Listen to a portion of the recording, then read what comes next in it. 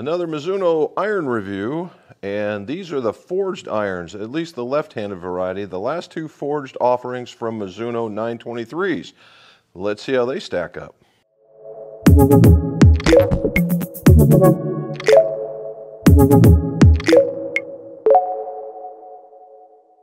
Welcome back to the McGolf Shop. Jim McCleary here, and this is the McGolf channel where we talk about golf club repairs, golf club reviews, and golf club fittings. If you would, like, subscribe, hit that button down below. That way this channel gets out to more people and our message gets delivered. Also, we have a live stream, 17:30 p.m. Eastern Time, and it's called What's in My Drawers Golf Talk, and it was about what's in my drawers in the shop. And this is no different, and it's just basically more of the same, one-on-one conversations with folks from around the world. Join us, you'll probably enjoy it. All right, so Mizuno released the last two clubs in the 923 line. One is called the 923 Hot Metal Forged, and the other one is called the 923 Tour. All right, the Tour is what they would call the Mizuno Pro and JPX clothing, and it is a very thin top line, weaker type of lofts, very, very, very players-like. You saw the likes of, it's been on the tour, some very popular golfers have used them, and I had a set when they made them into the SELs, or select edition lefties, or selected left-handed, whatever you want to call it. And they were very, very nice. If you were a picker, it was a great club. If you were a good ball striker, it was a great club. I couldn't play them as they were. I had to jack them because my swing speed wasn't enough, hence the forged. Well, last year they didn't have a forged model. This year they do have a Mizuno Pro or Mizuno HM 923 forged model. There's just so many words. So let's read it right. JPX 923 forged. There it is. JPX 923 forged. And it's a lefty model. And the Tour doesn't come in lefty, and that's fine because this fits more people under the bell curve. All right, so what is in the 923 forged model? All right, so it's a tale of two types of irons, 4 through the 7, 8 through the gap wedge. 4 through the 7 is a forged chromoly. Now, what's the difference here? The forged chromoly, and I happen to have that one, what they do is it's a one-piece billet forged, and then they cut a groove here on the bottom, and then they mill the face from behind, and then they seal it back up, and then you have your golf club. And what that does, that gives a thinner face for more ball speeds in the upper irons. It's kind of what you're looking for. Now in the 8 through the gap wedge, it's a 1025E steel, single billet, no grooves, and a straightforward club. And the lofts on these are actually fairly generous. It's a 24-degree 5-iron, 44-degree pitching wedge. So for guys that are in the bottom of the stiff range, top of the regular range, can still get some distance out of these things. Definitely worth a look at. All right. So if you look at them, they have what they call the brush white satin finish on them. There's not a lot of paint fill. There's not a lot of black. It's just a very nice, very even, looking at reflective surfaces kind of look. It's very nice looking in the bag. It has the white paint fill, which doesn't give you a lot of contrast, which is what they were kind of looking for in this particular set. If you look at the top line is it's thin. It is thinner than most. It's not butter knife thin, but it is thinner than most, with an offset that is very, very little to almost none. So if you're a decent ball striker, and that's what this is for those very, very good ball strikers to mid-handicappers in order to be able to hit it. Now, the last bit of this one is the sole is what I would call very standard. It's not wide, it's not thin, it is right down the middle, and that's exactly what we want to see. So, it's a forged club, one-piece billet, different kind at the top than it is at the bottom, a different kind of technology at the top to get a thinner face at the top, not so much at the bottom because it's more about control at that point. They also want to talk about new beveling on the sole so you get a better turf interaction, and they want to talk about the chassis that it comes into, and basically it's an upgrade from last year's HMI or HIM chassis. So that's what we're talking about, right? And that's what so the only thing left to do, since it does come in left-handed, is hit it. All right, so here we are hitting the Mizuno, and it is the 923 Forge. It's a 6-iron using the KBS PGI graphite shaft. It is the 90 gram, and we're using it. It has a star grip on it that's mid-size, and I'm choking down to get to the normal length. So as we can see, we're just going to go right to it. 183, 187, about just 9 degrees to my inside, swinging 86 mile an hour with a smash factor of 139, which I think is great. The spin rate on this thing is 4568, which on the average is a little low. We'll go figure out why that is. And a draw classification for a lefty, with everything else being the norm. So let's go take a look.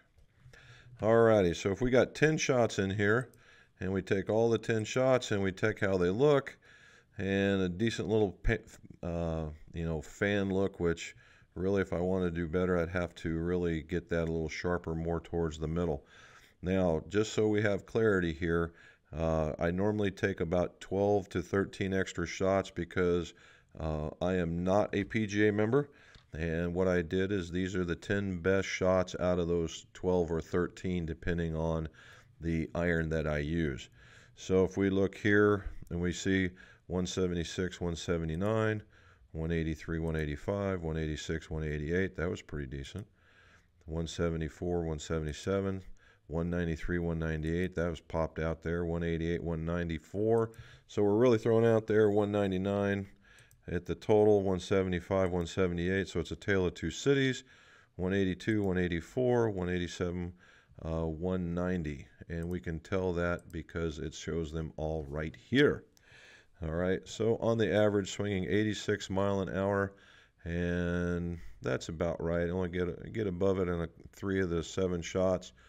And you can see I'm in the high 130s, low 140s as far as smash factors go, with an average being a draw shot. So not too bad. And if we look, 5,052, there's the reason why it went lower, these shots right here. And those are all the big pull shots, if you can tell by looking at this. All the rest of them were in the 5,000 range. So this is closer to probably a 5,000 RPM shot. And for a 6-iron, and it's a little stronger, I would say that that is very, very typical. Okay, if we look at our grouping, and we see it right here, there's the 6 out of the 10. That's one set, and then there's the other set. And the other sets are pulls. Pulls tend to be a little stronger, and they get out there a little bit further. So it's not too bad. I mean, misses at being in the mid to high 170s. Although the ones I took out were closer to the 160s, and the average being in the 180s with nice pop shots out here into the 190s. So what in the average, so this is a good little average. If we look again at this, a 183 to 187. So if I expected a 185 shot with a 6-iron, I would think that going in there using these guys, and I would think that's not a bad little shot. So, in the last bit, if we wanted to get real nerdy, if we look at the club analysis and we look at the graphs, I'm pretty good with the way that the club was loading and unloading, and so we're getting a good result from the particular engine of the transmission of the club, and not too bad. Again, if we wanted to see how this was going to work, we see how it goes out this way. And you see me pulling to the inside. Keep in mind I'm a lefty, and that's where we look at. All right, so let's go talk some more about the golf club. All right, so what we saw was the club works, right? I used the KBS PGI 90. I've been kind of using that as my test iron shaft for the irons, so that we get a like for like, and we're actually just testing the head. And when we do a comparison, so far as just pure distance goes, it wins. It wins by about 2, maybe 3 yards as an iron goes. And it felt pretty good. right? Of course, anything you strike in the middle is going to feel pretty good. However, feedback is an important characteristic when you talk about forged irons. You want to know if you mishit it, you want to know if you caught it low, toe, heel, that kind of stuff. And this provides that particular feedback. Now, as far as forgiveness goes, yeah, if you miss it off of there a little bit, are you going to know it? Yes. Is it going to be massively penal? No, but it will be. All right. So I had, when you looked at those shots, I had taken out at least 2, sometimes 3 shots because they were just total misses.